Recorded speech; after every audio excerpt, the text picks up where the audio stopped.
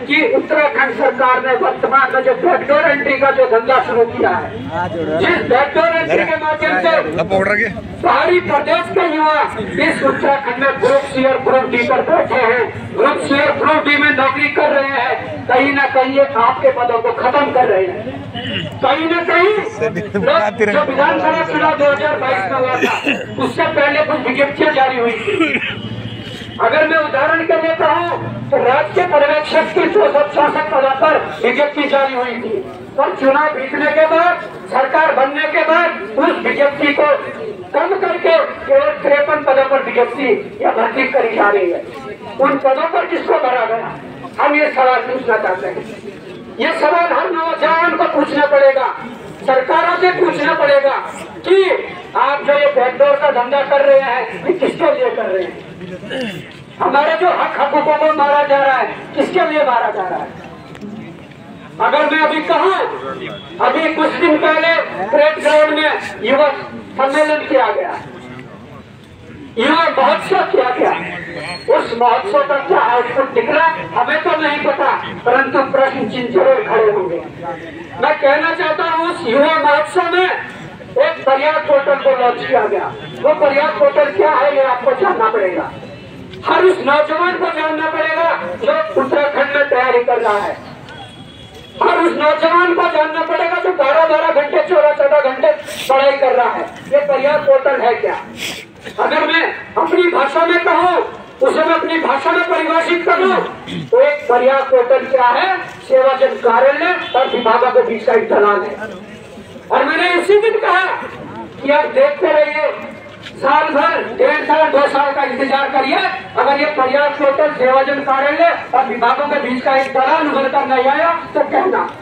हमने तो सुना है ये पर्याप्त पोर्टल उत्तराखंड के किसी कैबिनेट मंत्री का है। आप इस पर्याप्त पोर्टल के माध्यम से बैकडोर एंट्री के विभागों में भर्ती करना चाह रहे हैं। क्या उत्तराखंड में सीधी भर्ती के माध्यम से नौकरी नहीं मिल जाएगी? और इस बैकडोर एंट्री में सुनिए क्या होना है। उस बाहरी जो प्रदेश के बाहरी लोग हैं उन्हें भरा जा रहा है। ये कोई आपको बताने की जरूरत नहीं है क्यों नहीं भरा, कहाँ भरे गए हैं। चाहे स्वास्थ्य विभाग में देखिए, राजस्थान में जाकर कितने लोगों को यहाँ रोजगार दे दिया है, और हमारे उसी स्वास्थ्य विभाग के जो कोविड कर्मचारी है उनको इतना बिहार में छोड़ रखा है। मैं कहना चाहता हूँ कि जो बैकडोर एंट्रियों का खेल चल रहा है, अब पर्याप्त पोर्टल की पारदर्शिता देखिए कितनी है, ये समझने की जरूरत है। उन्होंने कहा कि पर्याप्त पोर्टल लॉन्च हो गया है, अब विभागों में बैकडोर एंट्री जो भर्तियां निकलेगी उन भर्तियों के लिए आवेदन मांगे जाएंगे। आवेदन हम और आप लोग करेंगे, साथ में उसमें और लोग भी कर सकते हैं, परंतु चयन प्रक्रिया क्या है उसे आपको समझना पड़ेगा। उसमें चयन प्रक्रिया यह है कि अगर 10 सीटें हैं, लगभग 100 लोगों ने आवेदन कर दिया, उसमें आवेदन करने के बाद वहाँ कोई मेरिट नहीं बनेगी, वहाँ कोई परीक्षा नहीं करवाई जाएगी। वहाँ पर इनका नियम है कि रैंडमली 3 गुना बच्चों को लिया जाएगा। अगर 10 सीटें तो 30 बच्चों को लिया जाएगा, 85 लिया जाएगा, रैंडमली किसी को भी उठा लेंगे। ये बात गहराई से समझने की जरूरत है कि अगर रैंडमली वहां से उठाए जाएंगे तो मैं दावे के साथ कह सकता हूँ तो किसी बड़े अधिकारी के या तो लोग होंगे, किसी सफेद पोस्ट के विधायक मंत्री के वो लोग होंगे जिन्हें रैंडमली वहां से उठाया जाएगा, जिन्हें ड्यूटी दी जाएगी। तो क्या हम तमाशबीन बनते रहें? क्या यहाँ के युवाओं को जो हक मारा जा रहा है हम हाथ पे हाथ धरे बैठे रहे? आप ये सोच रहे होंगे कि हमें तो सीधी भर्ती निकलेगी, परंतु ये पर्याप्त पोर्टल का प्रदेश में एंटर होना सीधी भर्ती को खत्म करने का एक इरादा सरकार का है। अगर पर्याप्त पोर्टल के माध्यम से धड़ाधड़ बैकडोर एंट्री होने लगी, वो तो सबको पता है कि एंट्री किसकी होगी, तो सीधी भर्ती जो बिल्कुल खत्म होने के कगार पर आ जाएगी। जहाँ पर सरकार का 12,000 रुपए में काम चल रहा है, वहाँ 40,000 क्यों देंगे? पर हमारा अधिकार है रोजगार पाना, स्थायी रोजगार पाना हमारा अधिकार है। ये बात समझनी पड़ेगी और उस स्थायी रोजगार के लिए लड़ना पड़ेगा।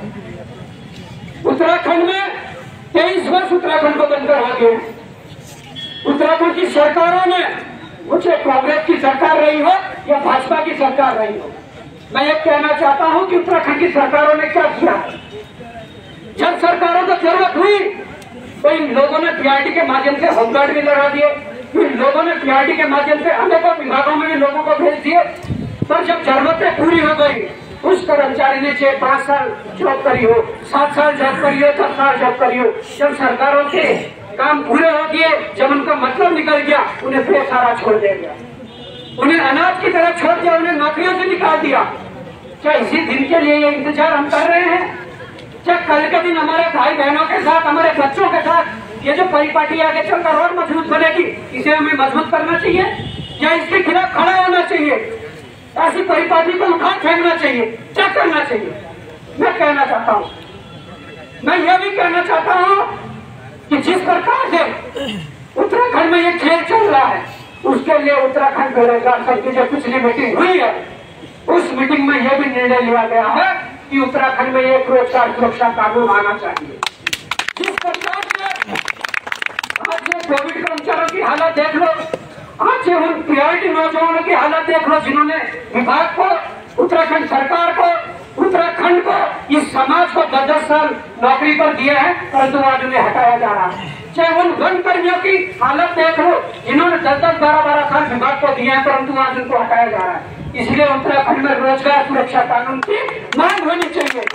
आज से ये मांग प्रमुखता से उत्तराखंड बेरोजगार संघ उठाएगा कि अगर किसी भी सरकार में, सरकारें आती है जाती है, जरूर नहीं आज भाजपा की है तो कल कांग्रेस की भी आएगी, परसों कांग्रेस की थी, भविष्य में किसी अन्य दल की भी आएगी। पर ये उन सरकारों के लिए, ये उन सरकारों के लिए एक हमें नजीर पेश करनी पड़ेगी कि सरकारें किसी की भी हो, परंतु हमारे लोगों को इस प्रकार नहीं छला जाना चाहिए। हमारे लोगों की जो नौकरी है, जिन जो सेवा दी है, उस सेवा का, उस सेवा में उसने समर्पण किया है, उस सेवा में कभी भी इस तरीके से हटाना नहीं चाहिए। इसके लिए रोजगार सुरक्षा की मांग सबसे पहले मैं कहना चाहूंगा, इस पर गंभीरता से आप सोचिए, अपने मित्रों को भी बोलिए, अपने अभिभावकों को भी कहिए। और यह भी कहना चाहता हूँ, मुख्यमंत्री धामी जी का वीडियो अगर आपको एक दिखाऊं, जब खटीमा से चुनाव लड़ रहे थे, खटीमा के एक चुनावी मंच पर उन्होंने कहा कि अगर हमारी सरकार रिपीट होती है, अगर हम सरकार में आते हैं, 24,000 पदों पर नियुक्तियां होगी, 24,000 पदों पर विज्ञप्ति जारी होगी। तो मैं कहना चाहता हूँ, कहाँ है 24,000 पद? धामी सरकार का कार्यकाल भी लगा लो, तीरथ जी का कार्यकाल भी लगा लो, त्रिवेंद्र जी का कार्यकाल भी लगा लो, पिछला हरीश रावत जी का कार्यकाल भी लगा लो, उससे पहले विजय बहुगुणा जी का कार्यकाल भी लगा लो। इन पूरे सालों में अगर 24,000 नियुक्तियां हुई है तो बताओ। आप तो कह रहे थे कि इन सत्ता पे आने के बाद 24,000 नियुक्तियां नहीं हुई, परंतु मैं तो कहता हूं कि वर्तमान सरकार और पिछली सरकारों को मिलाकर भी 24,000 नियुक्तियां सरकारी विभाग में सीधी भर्ती से नहीं हुई है। और ये मैं कहना चाहता हूं, हम पढ़ने लिखने वाले छात्र हैं।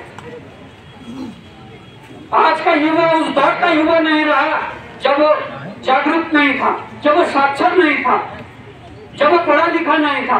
आज आप नौजवान पढ़े लिखे हो, हम पढ़ने वाले लोग हैं, हम जानते हैं कि हमारे क्या नियम कायदे हैं और हमें कितना बोलना है, कितना करना है, क्योंकि हम संविधान पढ़ते हैं। आप सभी तैयारी कर रहे हैं ना, कोचिंगों में जाकर जब आप पढ़ते हो तो एक राजनीतिक विज्ञान एक ऐसा सब्जेक्ट है जिससे कोई अछूता नहीं रहा, जो सबसे जरूरी है जनरल नॉलेज के लिए। और जब उस सब्जेक्ट की शुरुआत होती है तो आपके मौलिक अधिकारों से होती है, मौलिक कर्तव्यों से होती है। आप मौलिक अधिकार पढ़ने के बाद भी, मौलिक कर्तव्य पढ़ने के बाद भी आप इतने डरे सहमे से हैं, इसके पीछे बात क्या है, चाहते क्या हो? अगर ऐसे ही हमारे जो नौजवान उस समय देश की आजादी के लिए लड़े थे, अगर ऐसे ही डरते तो कभी देश में आजादी नहीं होती। अगर हमारे जो उत्तराखंड के जो आंदोलनकारी है, जिन लोगों ने 40 से अधिक शहादतें दी है, अगर वो लोग भी ऐसे ही डरते ना तो कभी राज्य नहीं मिलता। आज के नौजवानों को इस डर से आगे निकलना पड़ेगा। आज के नौजवानों को जरूर जो गलत हो रहा है, सरकारें अगर अच्छा काम करेंगी, सरकारें कोई ऐसी पहल करेगी जिससे प्रदेश को फायदा हो, प्रदेश के युवाओं को फायदा हो, इस जनमानस को फायदा हो, तो हम उसकी भी तारीफ करेंगे। परंतु जहां जहां पर सरकार ये चाहेगी, जहां जहां पर प्रदेश के नौजवानों को दबाने की बात करेगी, जहां जहां पर प्रदेश के संसाधनों को बेचने की बात करेंगे, वहाँ वापस सरकार के खिलाफ चट्टान की तरह हमें खड़ा होना पड़ेगा। मैं ये कहना चाहता हूँ कि वर्तमान में मैं आज सुबह सुन रहा था, मुझे करणपुर से किसी का कॉल आया कि काफी कोचिंगों में, लाइब्रेरियों में नोटिस थमा दिए गए हैं, पुलिस के द्वारा नोटिस थमा दिए गए हैं। पुलिस को ऐसा अधिकार कौन दे रहा है कि आप कोचिंग वालों को नोटिस थमा दो? क्या कोचिंग वाले का मकसद क्या है? वो अपना रोजगार कर रहा है, वो फीस पढ़ाने की ले रहा है, वो पढ़ाने की फीस ले रहा है, उस पर बच्चे पे कोचिंग वाले का रौब नहीं चल सकता।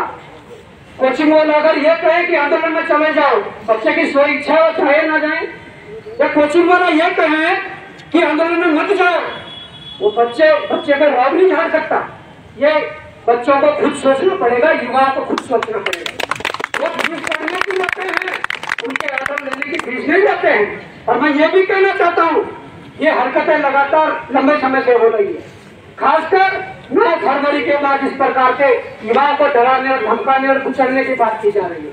तो अगर ऐसी हरकतें रही, वो चाहे चौकी का इंचार्ज हो, वो चाहे सीए हो, एसएसपी हो, डीजीपी हो, अगर इस प्रकार की हरकतें कभी हमारे संज्ञान में, हमारा आमना सामना से हरकतों से हुआ, तो मैं ये भी कहना चाहता हूँ, आप रिकॉर्ड कर रहे हैं, कर लीजिए, हम डरेंगे नहीं। अपनी जिंदाबाद जिंदाबाद जिंदाबाद जिंदाबाद जिंदाबाद। मैंने अभी कहा, वो चौकी के इंचार्ज से लेकर डीजीपी तक कोई भी हो, अगर गलत को सही बनाने की कोशिश हो रही है, नहीं सहा जाएगा। सीधी सी बात है, क्योंकि प्रदेश की मांगों को लेकर, जनहित की मांगों को लेकर, जायज मांगों को लेकर अगर हम आवाज उठा रहे हैं और उसके बाद इतना दबाव, सीधी सी मतलब है कि सरकार के कहने पे हो रहा होगा। जो सरकारें, जो मुख्यमंत्री खुद अपने प्रोटोकॉल को छोड़कर यूपी की गाड़ी में घूम रहे हैं, उन मुख्यमंत्री के आदेश ऐसे हो रहे हैं कि इस प्रकार से करो। इसलिए मैं कहता हूं कि पॉलिटिकल साइंस को गहराई से पढ़ो, अपने उन मौलिक अधिकारों को गहराई से पढ़ो कि आपको हमारा संविधान क्या क्या आजादी देता है। मैं ये कहना चाहता हूं, आज जो मौसम ने साथ नहीं दिया, संख्या हमारे पास थी और आनी थी। दूर से जो लोग हमारे हरिद्वार रुड़की से भी जो आने थे, बेरोजगार है, बाइकों पे आ रहे थे, इसलिए उन्हें भी रोकना पड़ा। ऋषिकेश से जो लोग आ रहे थे, बाइकों में आ रहे थे, रोकना पड़ा। परंतु फिर भी आप लोगों ने हिम्मत की ऐसे बाइक में खड़े होने की, तो कम से कम आप लोगों को मैं धन्यवाद फिर से कहना चाहूंगा। और मैं ये भी कहना चाहूंगा कि हमारा मुद्दा रोजगार, भ्रष्टाचार के अलावा, भ्रष्टाचार किसी भी विभाग में हो, हम उस मुद्दे को खोलेंगे। आप लोगों को एक सच्चाई बताऊं, उत्तराखंड में, यहाँ की सरकारों में, मैं एक सरकार की बात नहीं कर रहा हूँ, उसे कांग्रेस की सरकार रही हो, भाजपा की सरकार रही हो, यहाँ की सरकारों ने चपरासी से लेकर एसडीएम तक फर्जी बनाए हैं। और मैं आप लोगों को विश्वास दिलाता हूँ, 15 में या 20 दिन, 25 दिन के अंदर पूरे सबूतों के साथ एक ऐसे बड़े भ्रष्टाचार को उजागर करूंगा, ऐसे पद पर उत्तराखंड सरकार ने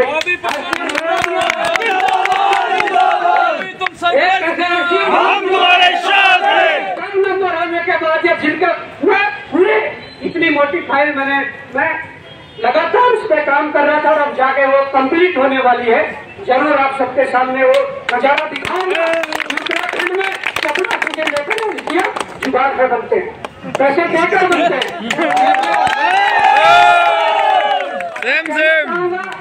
ये लड़ाई हमारी जारी है, पर उसके अलावा क्या सभी को नौकरी मिल जाएगी? नहीं मिलेगी। उसके लिए स्वरोजगार भी करना पड़ेगा।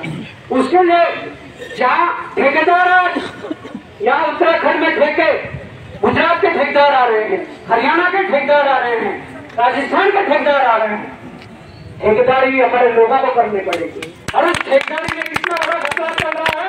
अभी कुछ दिन पहले हमने एक प्रेस कॉन्फ्रेंस की थी, जिसमें 1000 करोड़ रुपए के जो पीएमजीएसवाई में टेंडर किए गए, ऐसे अधिकारी के द्वारा टेंडर किए गए जिनकी प्रतिनियुक्ति 2 साल पहले समाप्त हो चुकी है। आप देख सकते हैं क्या चल रहा है। उन इस जगह अगर हमारे किसी नौजवान भाइयों को टेंडर मिलता तो वो आर्थिक रूप से सक्षम होते और कहीं न कहीं ऐसे मुद्दों पर हमारे साथ खड़े रहते। सरकारों की एक चाल होती है, सरकार चाहती है कि इंसान को आर्थिक रूप से कमजोर कर दो, वो आपके सामने खड़े रहना लायक में रहेगा, तो आपके सामने एक चट्टान की तरह नहीं रह सकता, और ये उनका सही मेथड है। पर हमें यह कहना है कि सरकार को बर्बाद करने के लिए कोई रईस या रसूखदार नहीं चाहिए होता है। अगर कोई रईस और रसूखदार सरकार के आगे खड़ा हो गया तो उसको 2 मिनट में धाराशाही कर देंगे। सरकार के खिलाफ लड़ने के लिए फकीरी चाहिए। थोड़े संसाधन लड़ी जा सकी, ऐसी फकीरी, ऐसी बेरोजगारी सरकारों को खत्म कर सकती है। उनकी तानाशाही जो नीतियां उनके खिलाफ हो सकती है। समय बहुत है, मैं ये भी कहना चाहूंगा, समय का थोड़ा तो मैं इसलिए ये कह रहा हूँ कि लंबे समय से जो धामी जी के पीएस हैं वो भी आए हैं, उनका भी हमें मान रखना है, उनका भी सम्मान रखना है। देखिए हमारी ओर से कोई कमी नहीं रहेगी। जब बेरोजगार संघ ने मसूरी कर उनके खिलाफ प्रेस कॉन्फ्रेंस की तो तिलमिला गए, वो तिलमिला गए, परंतु वहां जो जिनकी झोपड़ियों पर बुलडोजर चला है, पहाड़ों में जो 50 वर्षों से जिन्होंने अपना रोजगार शुरू किया था, उनकी झोपड़ियों पर ढाबों पर जो बुलडोजर चला है, उनको जरूर तसल्ली मिली होगी कि ऐसे अधिकारी जिन लोगों के खिलाफ कोई बोलता नहीं है, इन लोगों के खिलाफ ने बोला है। हम ये चाहते हैं कि जो नीति बने वो एक गरीब से लेकर प्रधानमंत्री तक सबके लिए समान बने। इस प्रकार हमारी जो लड़ाई है आगे बढ़ती रहेगी। हम ये न सोचे कि बेरोजगार संघ एक रोजगार के मुद्दे को लेकर सड़कों पर रहेगी या भर्तियों में गड़बड़ियों को लेकर एक सड़कों पर रहेगी। बेरोजगार संघ को दायरा बढ़ाना पड़ेगा। मैं आप युवाओं को भी कहना चाहता हूँ, मैं इन युवाओं को भी कहना चाहता हूँ कि बेरोजगार संघ को दायरा बढ़ाना पड़ेगा। कल के दिन हमारे लोग कहीं रोजगार में भी होंगे, ठेकेदारी भी करेंगे, कुछ भी करेंगे, पर ईमानदारी से करें, पर दायरा जरूर बढ़ाना पड़ेगा। हर मुद्दे पे बोलना पड़ेगा जो प्रदेश हित का मुद्दा हो। क्योंकि पिछले विधानसभा जो पूछ हुआ था, मैं देहरादून में नहीं था, परंतु हमारे कोविड भाइयों ने पूछ किया। उस दौरान एक भाई का फोन छीनकर एक कहते हैं कि अब देखो, उनका कहना है कि वो वर्दीधारी था, 3 स्टार या 2 स्टार थे, तो उन्होंने फोन छीना है, परंतु आज तक नहीं मिला। तो मैं ये कहना चाहता हूँ, ये निवेदन करता हूँ, हो सकता है कि कोई भारी व्यक्ति वर्दी पे अंदर घुसा हो, उस पर भी विशेष ध्यान देना है, या कोई आपका ही व्यक्ति था जिन्होंने छीना है, उस पर भी ध्यान देना है। देखिए, अगर आप लोग वीडियोग्राफी कर सकते हैं तो हम भी कर सकते हैं अपनी सुरक्षा की दृष्टि से। इसलिए ऐसा नहीं है कि कोई आके फोन छीन जाए, ये गलत बात है।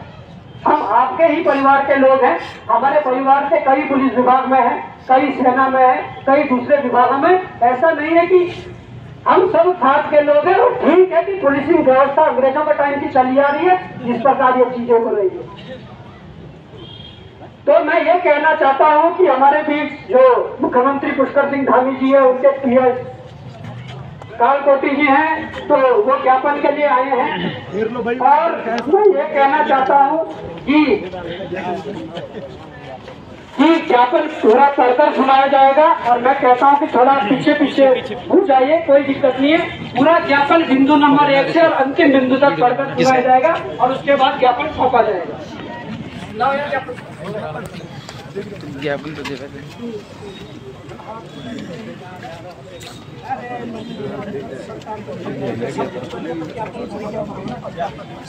पूरा गठरा ज्ञापन